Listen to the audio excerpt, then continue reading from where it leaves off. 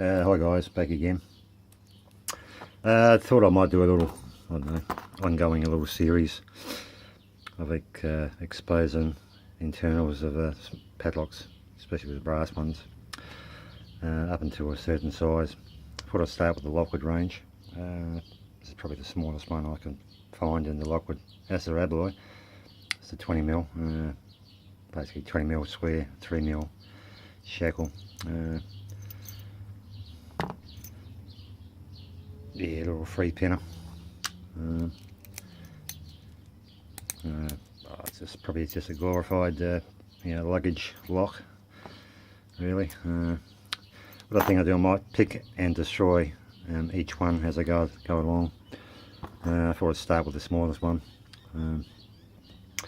I've painted the brass a bit just to expose the chambers. I'm only going to take the fourth one out, which is a retainer pin, and to pull the core and dump the contents and arrange them just to expose what the pins and springs are inside. And I'll do that on every one I do. I'm not going to worry about getting the shackle out. It's too painful. The pin's too small and the plug's too small. So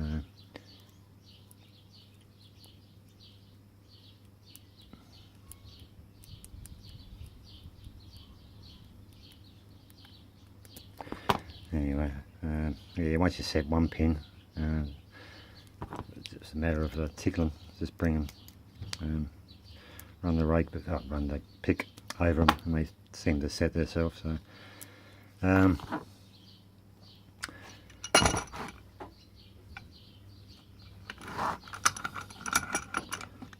try to be as quick as I can because I want to give this one a good bash too.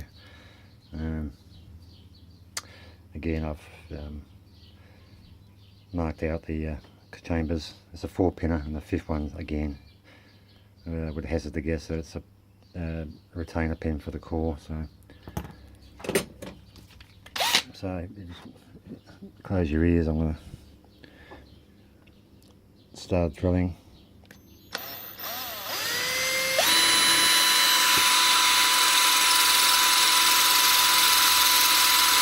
Yeah, that's bloody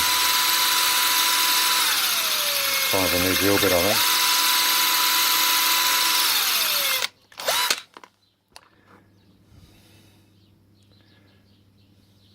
Okay.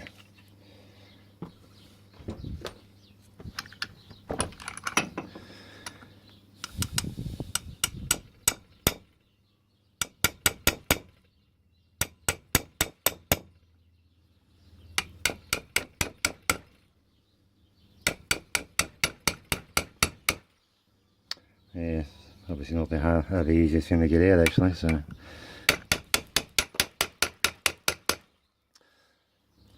gonna have to learn how to pause videos to save you guys the pain of me bashing. Oh, there we go, got it out. So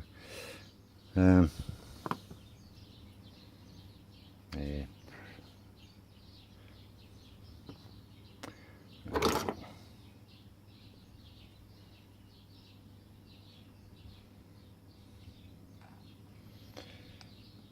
bloody focus.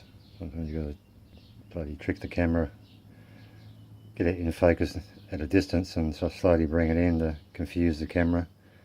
Anyway, that's the actual retainer pin for the plug. It's like a elongated T-pin. In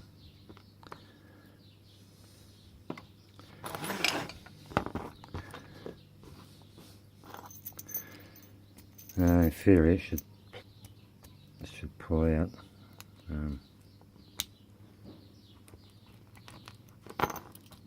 There we go. Yeah, not the prettiest gutting, but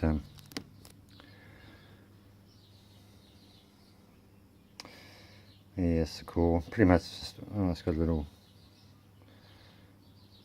anti manipulation little plate, so you can't manipulate it with a sharp tool. So that's pretty impressive for such a small lock. But yeah, so that's part of it. Yeah.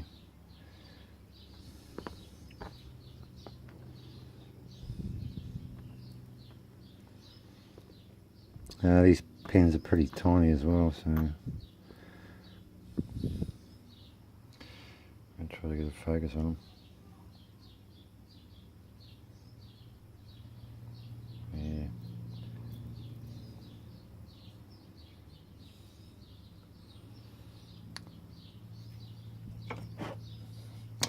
At least you get the old funky tray out and lay them out in some sort of order. I can't even see which is, they're that tiny, it's hard to see which orientation is correct. Anyway.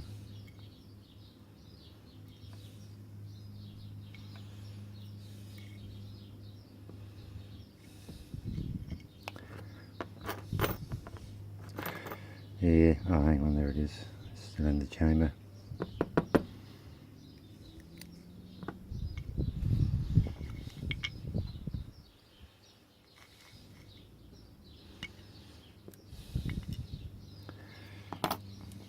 So that's pretty much it. Yeah, nothing spectacular with the pins. It's just a tiny version of a Lockwood pin, I would imagine. But that's pretty impressive to have that on there. But I mean, at the end of the day, why would you have that with a 3mm shackle? You would probably snap it open with a screwdriver. But yeah. Anyway, that's one down, one destroyed. Yeah, on 110.20, given his life for the cause.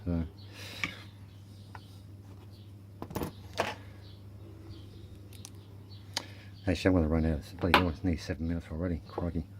Actually, I might do one padlock per video. Otherwise, it's cramming too much in one hit, and it gets a bit bloody confusing. So, I'll do this one, Avis, or one of these, the 25mm as opposed to the 20 in the next video. Probably this one. Keep a theme going, and I'll chuck that one in just to break it up every now and again on the Avis range.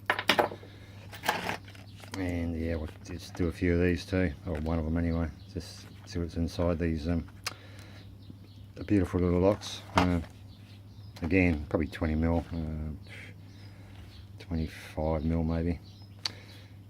Protective vinyl cover. It's probably the strongest part of the lock, but you never know. I'll look inside and you might be, I might be proving a lie. I might have some little security pins in there, but we'll find out shortly at some stage. Also, yeah, I've got a few things to mention. So I watched William Mansell make a key for his 334 45 brass. He's using the Sharpie down the holes. This is actually, I found this in my old toolbox from years ago. This is when I first started, I think. This is actually a marker, pin or spacing marker for key blanks.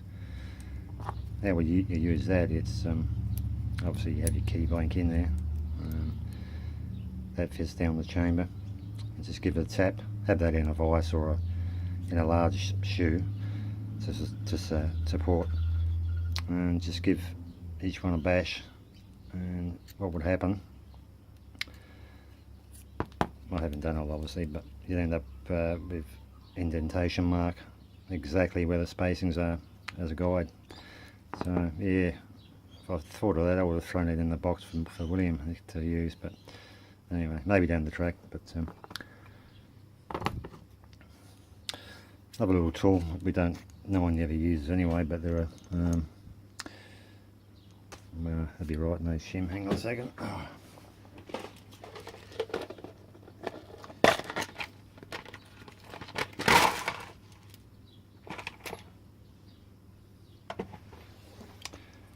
Yeah, it's actually a shim holder. What do you do? Don't turn it around the other way, you idiot. Yeah.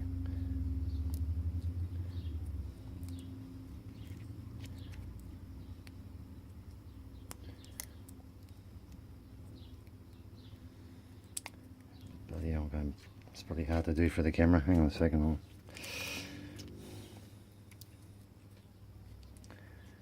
Anyway, you have to get the shim underneath, in between two parts there, and just bring this to the end as a wedge effect. It actually keeps the shim in there. I think I used it once years ago, and it's like in most things, it's thrown in the toolbox and never ever used. But yeah, so it's like a shim holder. Bit of useless information, but what else is there? Yeah. Oh yeah, I'll drop these here. This is another 245 I'm going to refurbish. I've started up to do the back to square it off, but unfortunately had a bit of a ding in there, in the brass. That's that one I showed quite a while back in the videos, which had a really coarse finish running that way. But obviously that was done with a heavy brush or something. No idea what someone would do that. But anyway, I've just, because it's got an indentation there, I've got to stool inch down to get that indentation out. So far, the 120 grits works well for the grain of these padlocks. So anyway, that's another process I'll do off camera, and change the shackle and show. But what I found though, this is impressive actually. I never even knew. This is what I found in one of the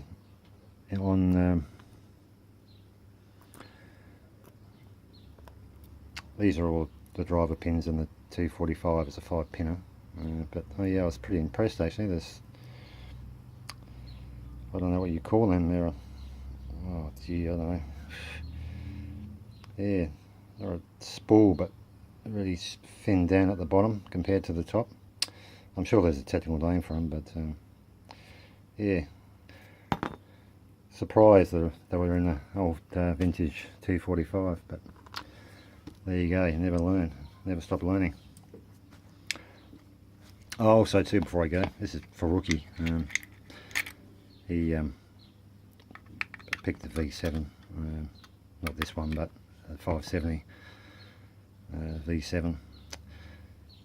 This is the key I use. Anyway, I find them the best key to use, and the best looking key anyway. It's the old Aussie Post box key. Originally a 7-pinner. All you have to do is cut it back a bit and take a bit of meat off the bottom to get a really good fit.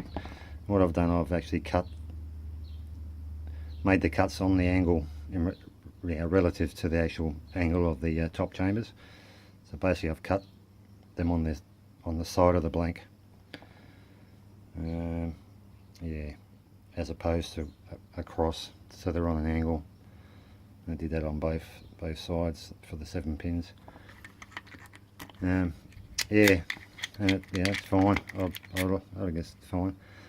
So anyway, that's just a suggestion for the Rookie if he wants to go down that track. I think he has a few of these. I think I sent him some a while ago. Anyway, that'll be all for now. It's getting, gee, 14 minutes already. Anyway, until next time, I'll call it quits, and take care and bye.